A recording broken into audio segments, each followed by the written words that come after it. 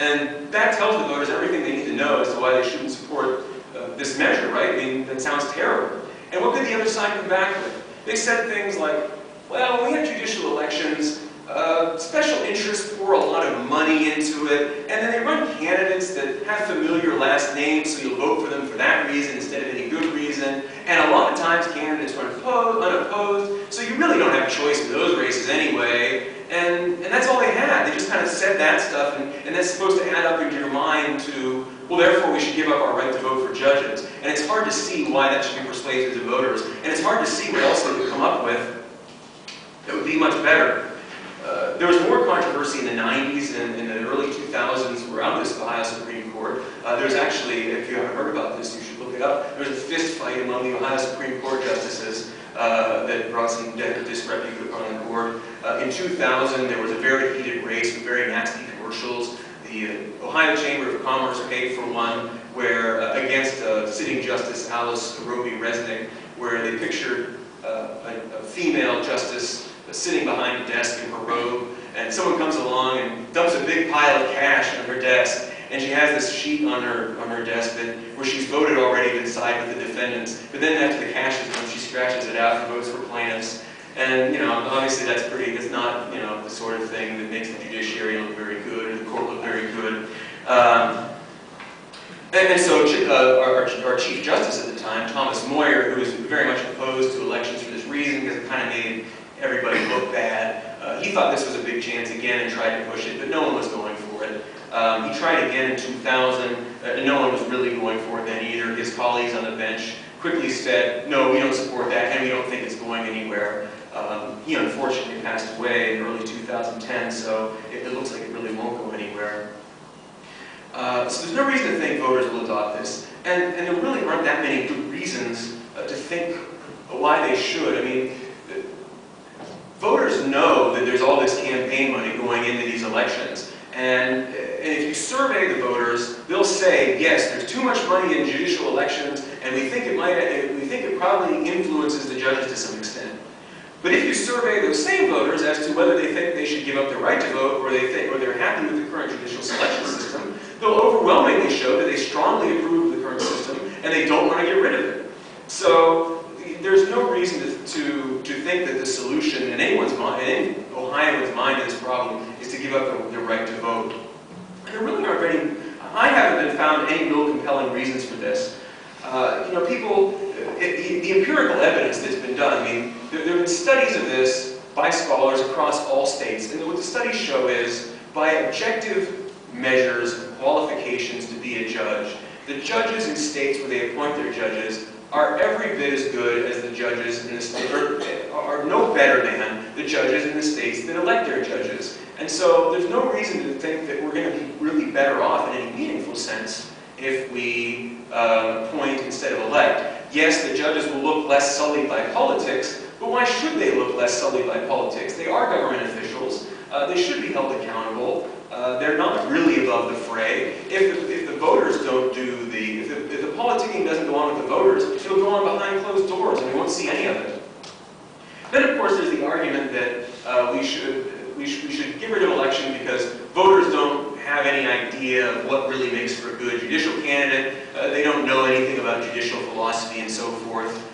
But I don't know, I think voters can perceive somewhat well whether judges are doing something that violates their liberties.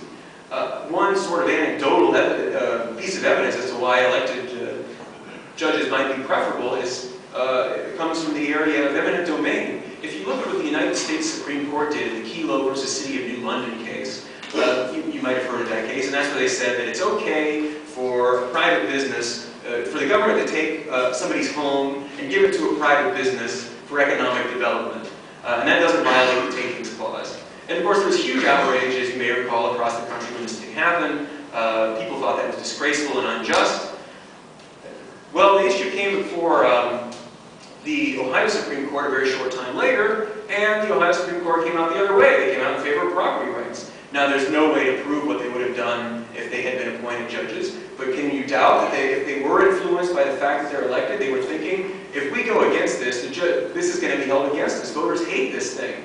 So there's that. It's difficult to study that sort of scientifically things scientifically because you don't know what any judge would do in the absence of elections, but there are reasons to think that in issues like that, where the public knows that something important is at stake, they will notice. And if you're going to say that we shouldn't have judicial election because voters don't understand judicial philosophy, it seems to me that's an argument against democracy in general. Do voters know what the best economic policy is? Do voters know whether we should go to war with a certain country?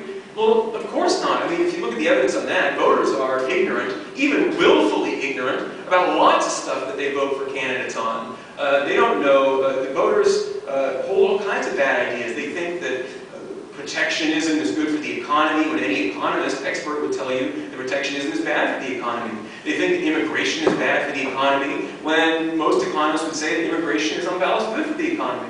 They get whooped up into going to war with anybody if the right politicians urge them to do it, even when there's no good reason for it. And if you look at the results we get with the other politicians that we elect, they're not particularly good. You know, they're incompetent in many respects.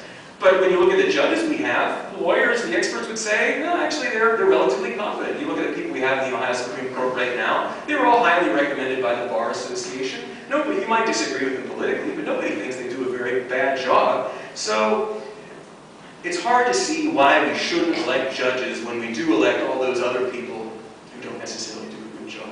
So there are more arguments we could address, and maybe we will, but I'll wrap up my comments for now with that, and take any questions. Professor Tokaji, or you have later. Thank you.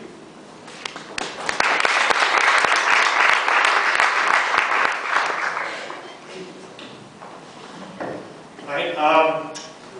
I think I'll probably disagree with our guest about a couple of things. Might be more interesting that way. Anyway, a couple things I wanted to say to begin with.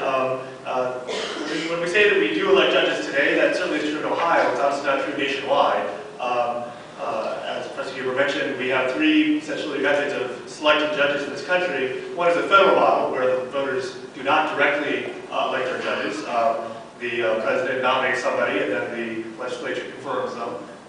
The other is the retention election, or the Missouri plan, where there's a panel that's appointed to decide who the nominee should be. The governor then selects from that panel, and the voters decide to retain or not after a certain period of time. And the third is the contested election, which we have in Ohio. 22 states have a contested election model, but it's certainly not the only way to select judges. And I would, I guess, take issue. I also don't think it's the best way to select judges. I'm not as fond of the idea of electing judges. And I'll give you a couple reasons why. And the first is one that I guess I'll come out and say it, and I'll be called elitist, but I honestly don't think voters are qualified to make this decision. I don't think that means I'm against democracy. I do like democracy in many situations. But I do believe that this is an area where voters are not qualified to make a decision. A lot of areas voters aren't qualified to make this expertise. I don't think we want to vote for the director of FEMA or the Secretary of Defense or a lot of positions that we might have. Not to say it's completely apolitical. They are appointed by someone who is elected, and so those decisions do filter down the electorate. But essentially, judges make a lot of decisions based on the law, based on traditional law, and I think that those aren't followed as well by the voters. And I'll give you some examples from these recent elections.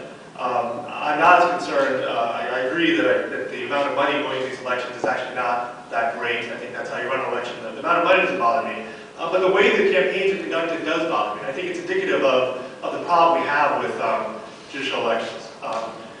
When a judge makes a decision, he or she makes that decision, or a court makes a decision, based on legal principles that you all, for example, are spending 3 years understanding.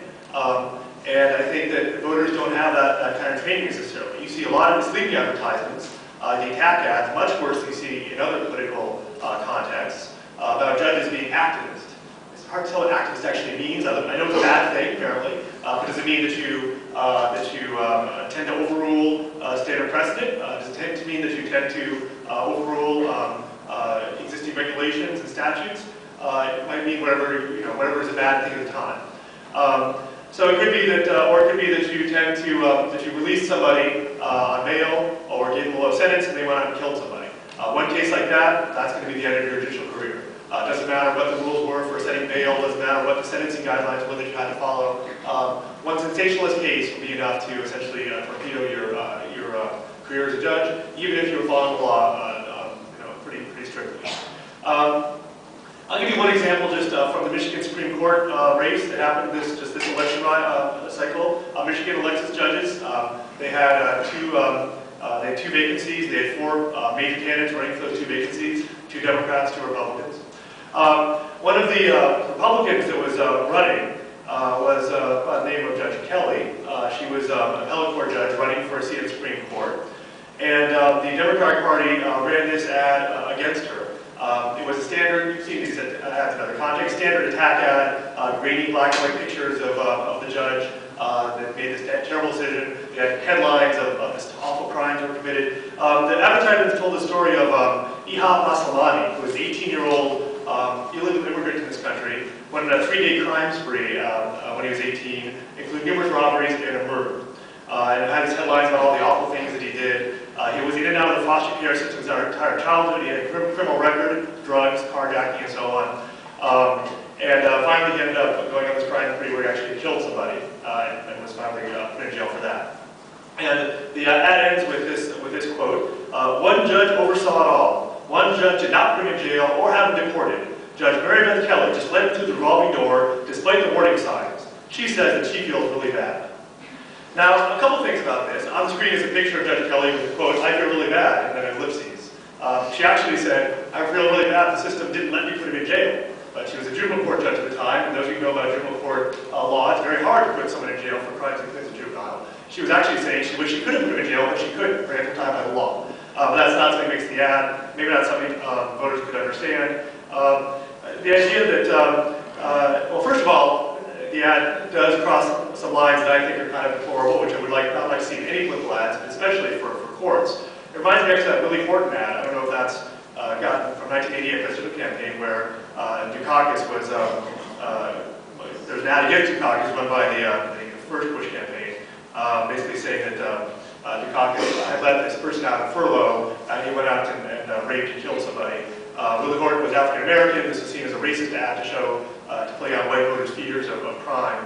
I think this ad does the same thing. Ihab Maslamani sounds like a Muslim name. I don't know if he was Muslim or not, but that would feed into some paranoia we have, a lot of voters have these days. Illegal immigrant, people don't like those people either, so it plays on all those fears. So it's at least as bad as the Willie Horton ad, but it's even worse.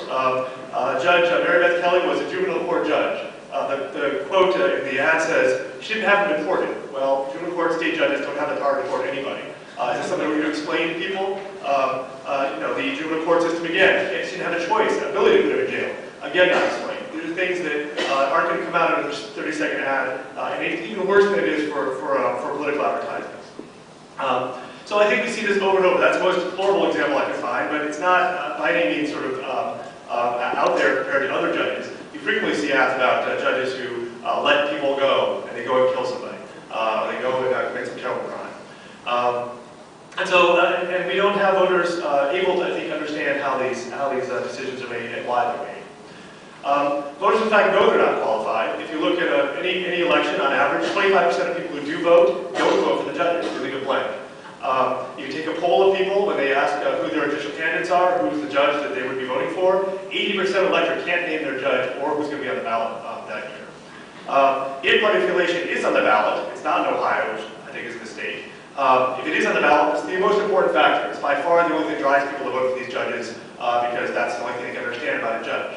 Unfortunately, party affiliation for judges is actually not a very good indicator of what kind of judge they are. Aside from the fact that we care about more than just party affiliation, in the judge's case, we care about additional temperament and how well they can understand the law and so on.